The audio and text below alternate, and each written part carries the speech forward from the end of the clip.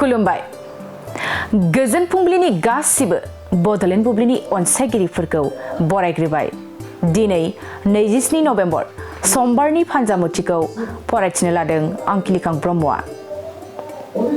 फानजामुथिनि गिबियाव दं मेष राशि मानिबा थाखाय जिंगासिनांनो हागौ गोसोखौ असान्ति मोनगोन दुखुयै सम हगारनांनो हागौ बृष राशि गोसोआव आसा खालामनायफ्रा जाफुंगोन थांखिसिम सहैनो हागोन मोजां सान जागोन मिथुन राशि नखरनि मानसिजों सोमोन्दो नागारलायनो हागौ गावजों गाव गोरोबलायनाय गैयै जानो हागौ सिंह राशि गोजान लामा दावबायनो हागोन खैफोदा गोजान जागोन जोबोरैनो मोजां सान जागोन कन्या राशि थांखिफ्रा फैमाल जाजोबनो हागौ गोसोखौ असान्ति मोनगोन दुखुजोंनो साना बारलांगोन तुला राशि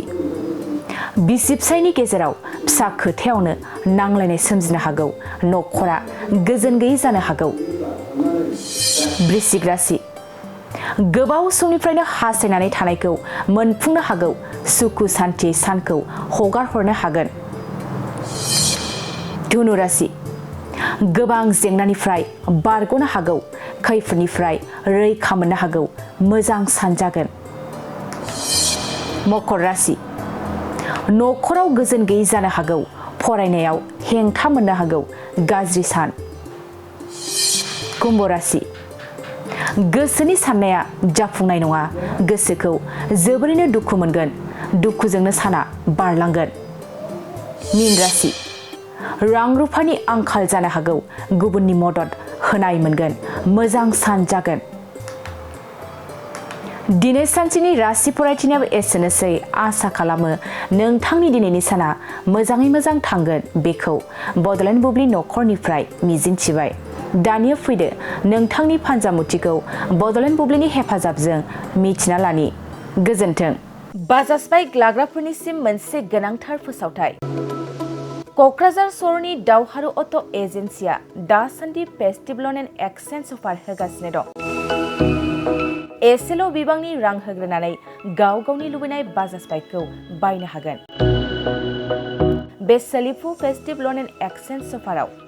बाजाज कम्पानिनि गासैबो मडेलनि बाइक जेरै पालसार सिटि प्लेटिना एवेन्जार डमिनार आरो गोदानै लन्च जानाय बाजाज मडेलनि पालसार N150 खौबो मोननो हागोन बे सोलिफु फेस्टिभ ल'न एन्ड एक्सचेन्ज अफाराव गोबांद्राय नङा आरसि इन्सुरेन्स लाफानानै 9,999 रां बेसेनावनो लवेस्ट डाउन पेमेन्ट होनानै बाइकखौ लानो हागोन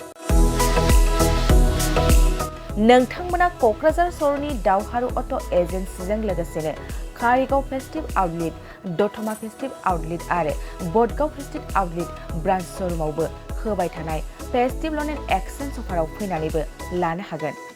मोजांसिन बाथ्राया बेसोबावदि